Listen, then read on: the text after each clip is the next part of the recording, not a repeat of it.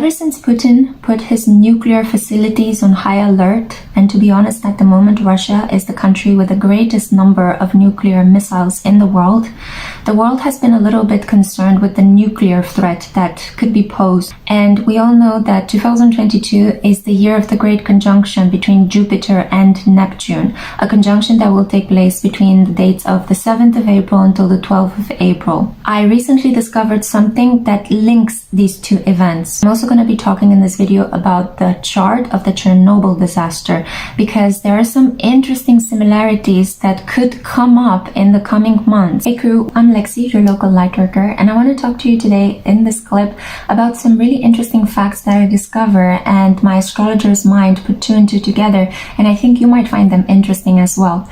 Before I get into the analysis of some of the things I need to tell you, keep in mind that I'm not a political commentator. This is just my personal opinion as an astrologer. Some of the things that I discovered as I was avidly reading through some of the political facts at the moment.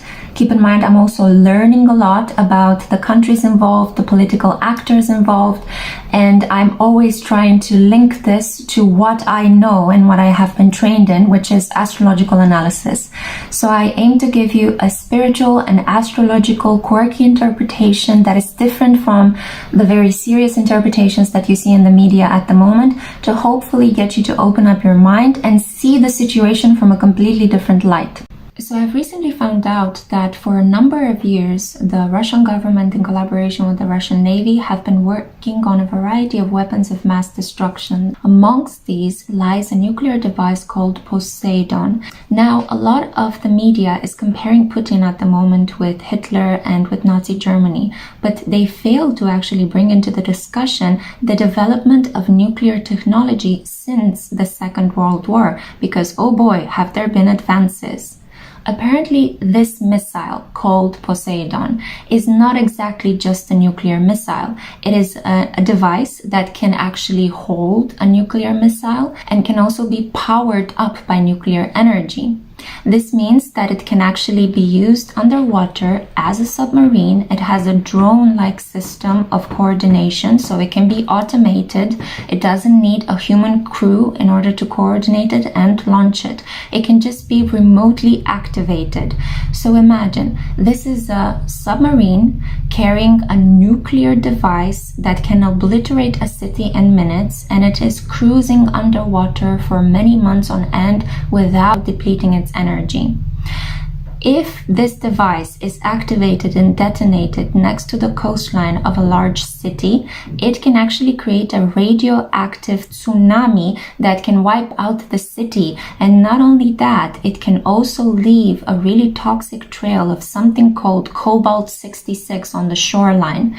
This is talking about not only the destruction of a city as huge as, for example, New York or Paris or London or Berlin.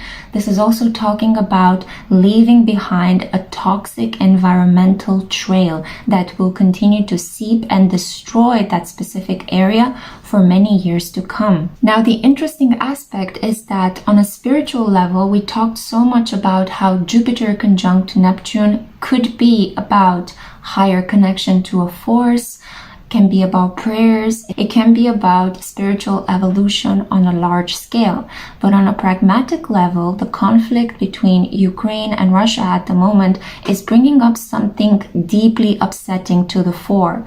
This is what happens when Jupiter, the planet of growth but also truth, steps into one of the most confusing, secretive and mysterious signs, Pisces. Now, this actual bit of information regarding Poseidon leaked into the population, into the mass awareness in March of 2018. That was a time when the Sun and Neptune were also conjunct a little known asteroid called Chiron. This is the asteroid of wounded healing. Chiron comes with a lot of pain, and at the time of that announcement, of which Putin seemed to be incredibly proud of, in the sky, the astrological energy was a lot about releasing a piece of information into the collective, Neptune, that could potentially be something quite painful, a painful promise for the future. We are in 2022, nearing the great conjunction between Jupiter, the truth bringer,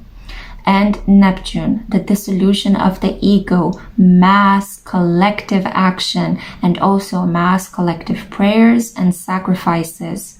So as these two planets are nearing at the moment in the sky, all of a sudden, such information is reaching people like me who have nothing to do with nuclear armament or nuclear technology. Apparently, it takes just 100 nuclear missiles to obliterate the Earth. Putin is at the moment sitting on more than 6,000.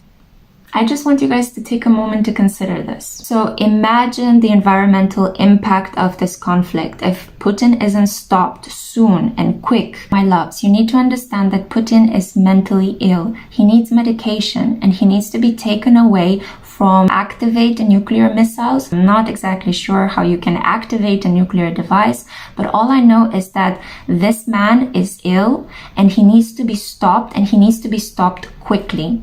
I know a lot of you have been commenting down below that we need to focus on all the other conflicts in the world. It's not just Russia and Ukraine. And yes, I completely agree. I think that the West has been minimizing conflicts such as the one that has been taking place in Syria or the one that is taking place at the moment in Afghanistan. There is also a phenomenal fight for survival taking place in Yemen. And most recently, Australia has been completely overwhelmed by flash flooding. But keep in mind that the conflict between Ukraine and Russia is not only about two countries that are fighting, one for its independence and the other one for just control for the sake of control. So when we are talking about a country that has this much nuclear power, we are talking about a situation that concerns all of us as global citizens. If you love the planet, if you love your life here, if you want to continue breathing well, if you enjoy the water, the sky, the sun, then this matters and this concerns you as well. I'm not saying these things to scare you, but I hope that I can activate you before Putin activates the nuclear devices. It's really important at the moment to overcome fear. And I do think that the battle against Putin can be won with the help of the citizens of Russia. So this conflict is not just between Ukraine and Putin. It's not even between Putin and the European Union. On a political level, on a surface level, sure, it might seem like that. But try to actually consider the long-term consequences of this conflict. And it will take a while, guys. It's not going to stop any soon. It will have moments when we will feel like, oh, the Ukrainians are winning, and then moments when all of a sudden the Russians come back even more fiercely. And this process will take place until next year in March, when Saturn will finally switch from the collective sign of Aquarius into the sign of forgiveness, healing, and letting go, Pisces. But this is on a spiritual level, because on a 3D level, on a pragmatic everyday level, this could be the moment when, if more power is given to Russia, Putin could actually start releasing these nuclear devices into the water with so much energy in Pisces. Pisces rules the sea. Poseidon, Neptune, they rule over the sea, the oceans. So imagine the warfare that could continue on the coastline and beyond. I genuinely think that this conflict can be stopped quicker, and it can be stopped in a much more humane way without even the need of weapons if Russians take to the streets. I know that because of Putin's rule, a lot of Russians, and especially Russians that care about their jobs and about their families, are incredibly scared of taking to the streets. I've seen a lot of brutal arrests happening on television. But keep in mind, guys, that there is strength in numbers. And if we organize, if we all come together and we take to the streets, all of us, simple people, we don't even need banners, we don't even need weapons, just our sheer physical presence on the streets, then we can overwhelm the darkness. Imagine the police in your country trying to arrest the entire population. They cannot do that. That's why the more the merrier. And that's why it's not important for 4,000 people to demonstrate in St. Petersburg and only 1,000 to demonstrate in Bucharest. We need to flood the streets.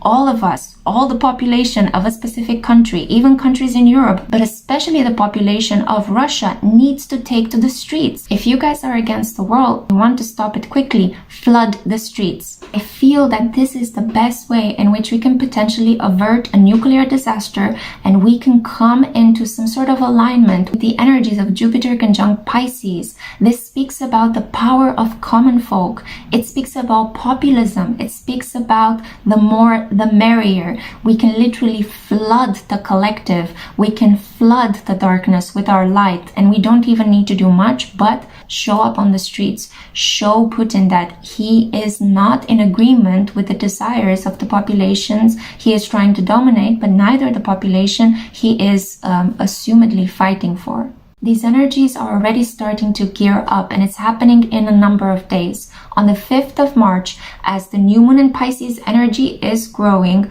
we are having the Sun in a perfect conjunction with Jupiter. Now, another significant date is the 5th of May, El Cinco de Mayo, a very important populist working class celebration. On this date, the 5th of May, the Sun will be in perfect alignment with Uranus. Now, do you notice the divine numerological pattern? 5-5. This speaks about massive collective changes. So the energies in the skies are aligning. All we need to do is, instead of trying to suppress everything that we're feeling already, the fear, the anger, and trying to use it in self-destructive ways, or try to pretend like it doesn't exist, try to argue with each other on social media as to what the West is doing and what the West is not doing, take that anger into the streets, not by killing and beating other people up, but by showing up in protests. Pluto in Aquarius, we the people become we the power. This is what we need to do right now to topple the 1%, to topple the autocrats, the oligarch, to topple the powers that be that have been slaying us since Pluto first entered in Capricorn in 2008. What we are doing at the moment is we are letting go of tyranny, divisions, separations, pain, having to be stoic, and we're finally reaching out to each other as our heart chakras are opening up. We're toppling down the devil and we're replacing it with the star, hope. Another really important thing I wanted to talk to you about is, why is Chernobyl all of a sudden appearing in the news media? I found a number of correspondences between the planetary transits in the West at the moment and the Chinese New Year. What is happening here with Chernobyl? Why is it so significant? This is a region that is situated outside of Kiev, the city that is the capital of Ukraine and is the center of all of these bombardments that you're reading about in the media. This region actually contains a nuclear power plant that suffered a massive environmental problem in the year of 1986 when one of its reactors, due to a human failure, exploded and released a lot of toxicity into the surrounding area. During that time, Ukraine was under communist rulership, much like Romania, Bulgaria, and all of the surrounding countries in the Eastern European bloc. And because of the fact that the Communist Party did not want to look bad in front of the West for having done such a terrifying blunder, they kept everything under wraps. So it was one of the worst kept secrets that eventually spilled out into the open as fumes and gases transformed into really toxic clouds, and they swept over Sweden. I'm not going to go into too much depth regarding that disaster. Please watch this series on HBO called Chernobyl. It explains what happened in that period in a phenomenally good way. I've really enjoyed watching it. I hope you will get an interest into that historical aspect as well after you've seen the series and get a clearer picture as to how this nuclear disaster ended up affecting the lives of ordinary people, because this is what we're talking about. The ordinary people, those that are usually kept out of the pages of history books, and actually they are the ones that are creating actively historical events through their self-sacrifice. It's interesting as well that in 1986, it was the Chinese year of the fire tiger. And now in 2022, we are going through the Chinese year of the water tiger. In both cases, Chernobyl sprung up to the focus. Another interesting similarity is that we are going at the moment through Jupiter in Pisces. And I want you guys to have a look at the chart of the day of the Chernobyl disaster, which is the 26th of April, 1986. And you can see here as well, Jupiter in Pisces. Not only that, but the sun was in Taurus, and we also had a moon in Scorpio. So it was a full moon because the sun is opposite the sign that the moon is placed in. You can see as well that similar to Putin's chart that I talked about in this clip, we also see here a number of significant planets in the 12th house on that day. So we did talk about how when you have so many important planets in the 12th house, this is about karma. This is about letting go, sacrifice, forgiveness. So we're seeing here some interesting similarity, a sort of divine astrological symmetry that is not only shown in Western astrology, but it's also touching upon the energies of the Chinese Lunar New Year. In 1986, there was a lot of fire in the sky. We had Saturn and Uranus in Sagittarius, as you can see from the chart here. However, this year we don't have fire in the sky until the 10th of May, when Jupiter is going to switch from Pisces into the first impulsive, charismatic, war-prone sign of Aries. On the 5th of May, the Sun will be perfectly conjunct Uranus, and Uranus is a highly unstable planet. It is also the year of the water tiger. The Russians have already occupied Chernobyl. And on the 10th of May, Jupiter enters Aries, thereby conveying a lot of good luck, support, and expansion to military groups worldwide. Why am I mentioning these things? Because I think it's really important, guys, for you to understand the extent of what is actually happening here. I think that we've been talking in the spiritual community for a while now about the higher minded aspect, the higher vibrational aspects of this energy. But now we're seeing how Pluto in Capricorn is actually completing its energy with a lot of low vibrational things coming up to the surface of the collective.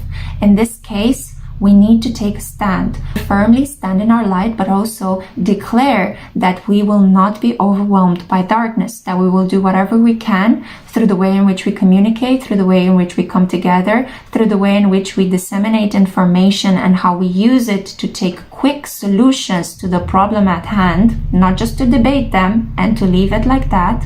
This is going to be completely rewarded by Saturn in Aquarius, who's currently testing the collective, their capacity to come together and to function as one. Hive mind mentality. This is what we need at the moment to turn down evil in the world and the light to come back into our lives.